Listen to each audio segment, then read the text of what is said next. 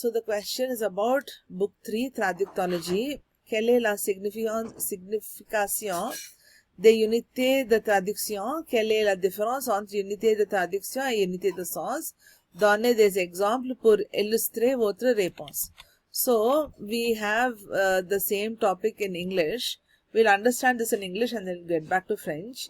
So unit of meaning, that is unité de sens, is a part of a text that gives a full idea of the message.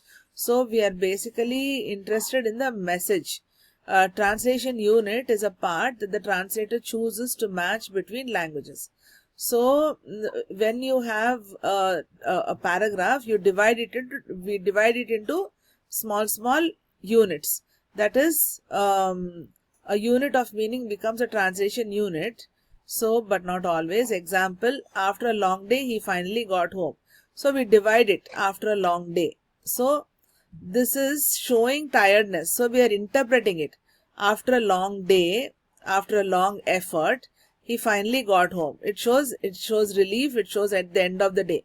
So what happened is, the translator may keep these as two translation units to preserve the ideas or combine them depending on the target language. So, French example is, après une longue journée, il est enfin rentré chez lui. So, après une longue journée, il est enfin rentré chez lui. That the whole thing they translated. This is translation. So, these are the translation units and we translated it. But in a different language or style, a translator may simplify it as, il est rentré fatigué chez lui. So, what has happened is, this after a long day, it shows tiredness. So you can also translate it as with the word fatigue. Even though the word fatigue is not mentioned here verbatim, you can translate it as il est rentré fatigué, because we are taking the sens. We are not taking the translation unit as it is. We are taking the meaning. So we are interpreting it. Interpretation requires unité de sens.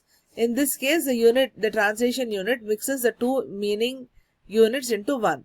So, a short story to understand. This is just a story like somebody, one day the teacher gives him a sentence. He kicked the bucket. So, he got confused and he translated it as il a donné un coup de pied dans le seau. So, then he was corrected and told it's an idiom. And then we have to translate it as so and so died.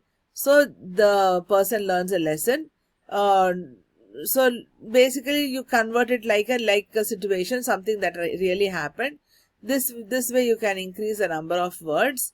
So we look for the general meaning and we don't look for word to word meaning. So the entire sentence, elle a donné un coup de pied dans le seau, this entire sentence, that is, she kicked the bucket, this whole thing is one unit. We cannot say she kicked, one unit, the bucket, one unit. No, the entire sentence is one unit. The entire sentence has to be translated as into she died. So from that day, Leo starts by finding the units of meaning in every sentence and then decides how to group or split them for a good translation. He becomes a better translator. So now what we have to understand is, we have to give examples. For example, I am broke. Je suis cassé is wrong. Je suis fauché. So translation unit, the entire thing. I am broke. What is the meaning of it? So French. Il a mis les voiles. He put up the sails. So he took off. He left suddenly. So the whole expression in the unit of is the unit of meaning and translation. So what is the final conclusion? So there are translation units. There are units of meaning also. So what it is? So the part a translator chooses to translate is the translation unit. What is a message? Is the unit of source. A complete message in the sentence. So how is it chosen? Based on the sentence structure and flow. Based on the meaning. Can be different sizes. So word, phrase, sentence, paragraph. But larger, so often larger are grouped for full sense. What is the goal? Help in process of translating but helps what needs to be kept. So basically this helps in the process of interpreting. Interpreting has to be done faster and has to be done on the spot. Time is not given, so for that you need unité de sens. So paragraph example is translation units versus units of meaning. Paragraph is, now we take a paragraph and we divide it into translation units. Leo finished his exams. He was tired but happy. He went out with his friends to celebrate. Leo finished his exams. He was tired but happy. He went out with his friends to celebrate. So into grammar based chunks for easy translation. So what about units of meaning? Leo finished his exams. So you interpret it. So he finished his exams as it is the end of the school. So he finished it successfully. He was tired but happy. So what is the emotional state of Leo? He went out with his friends to celebrate. One whole action, one celebration plan. So cut into complete ideas or feelings. So that is units of meaning. So that is in English. Now in French you'll understand it better. Qu'est-ce qu'une unité de traduction? Quand on traduit un texte d'une langue à une autre, on ne traduit pas toujours mot à mot. Chaque langue a sa propre manière de dire des choses. Les mots, les expressions, les phrases ne se ressemblent pas toujours. C'est pourquoi les traducteurs utilisent les unités de traduction.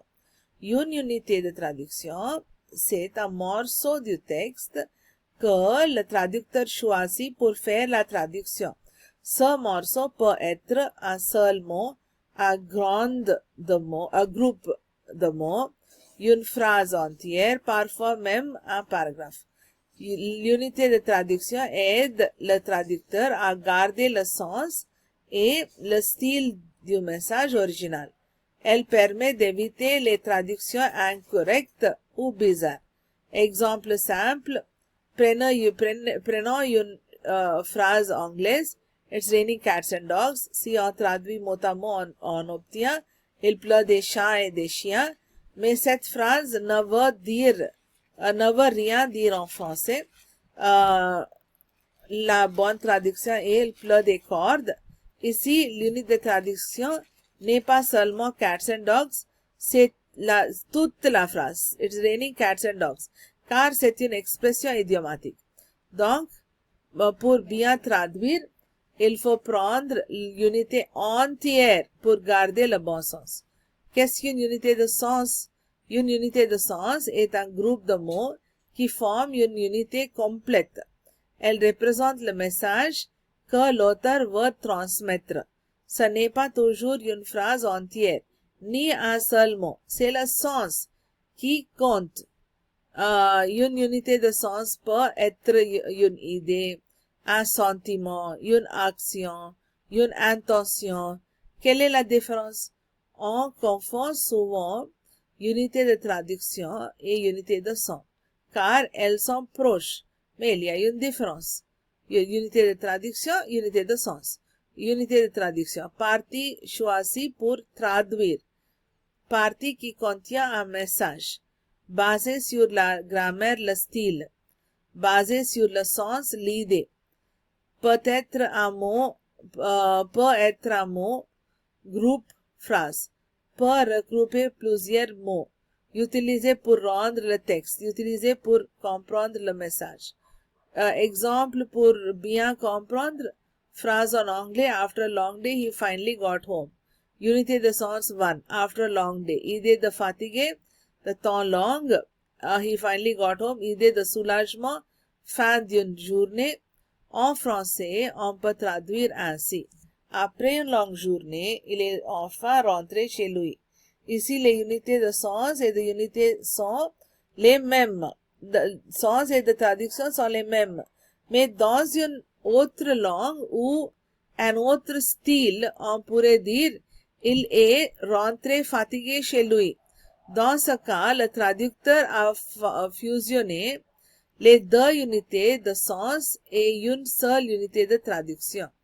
La petite histoire de Leo, le traducteur. Leo est étudiant en traduction. Un jour, son professeur lui donne une phrase. So it's the same story. Then there are other examples. I am broke. Je suis cassé. Je suis fauché. So example 2, il a mis les voiles.